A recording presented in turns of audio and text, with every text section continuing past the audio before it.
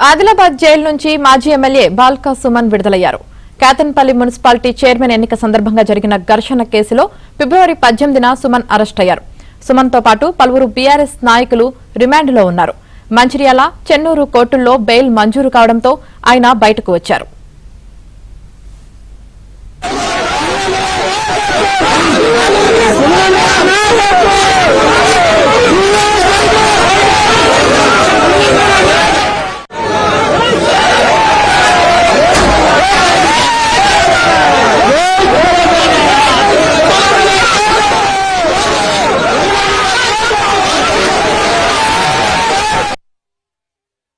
నేను ఒక్కటే మాట ముఖ్యమంత్రి రేవంత్ రెడ్డి గారిని, మంత్రి వివేక్ గారిని కోరుతా ఉన్నా. ఇక నన్ను జైల్లో పెట్టిరు 16 రోజులు, మీ కడుపు మంట చల్లారింది అనుకుంటున్నా. ఇప్పటికైనా కేతన్పల్లి ప్రజలు ఇచ్చినటువంటి తీర్పును గౌరవించి ఆ ఎన్నిక సజావుగా, చైర్పర్సన్ ఎన్నిక సజావుగా జరగడానికి మంత్రి గారు కానీ ముఖ్యమంత్రి గారు కానీ సహకరించాలని కోరుతా ఉన్నా. అంత దుర్మార్గాలు జరుగుతూ ఉంటే ఎలక్షన్ కమిషన్ ఏం చేస్తుందో కూడా అర్థమైతలేదు.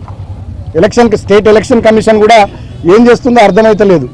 నేను ఇవాళ డిమాండ్ చేస్తా ఉన్న స్టేట్ ఎలక్షన్ కమిషన్ను 17వ తేదీ నాడు కేతన్పల్లి మున్సిపల్ కౌన్సిల్ హాల్లో దుశ్శాసన పర్వం జరిగింది.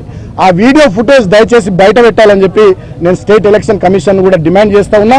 ఫేర్గా మళ్ళీ ఒక డేట్ ఇచ్చి ఎలక్షన్ జరిగేటట్టుగా, వీలైనంత తొందరలో చైర్పర్సన్, వైస్ చైర్మన్ ఎన్నిక జరిగేటట్టుగా, ప్రజా తీర్పు ప్రకారం అక్కడ మాకు చైర్మన్, వైస్ చైర్మన్ వచ్చేటట్టుగా స్టేట్ ఎలక్షన్ కమిషన్ ప్రశాంతమైనటువంటి వాతావరణంలో ఎన్నిక జరిపించాలని డిమాండ్ చేస్తూ ఇన్ని రోజులుగా నేను జైలు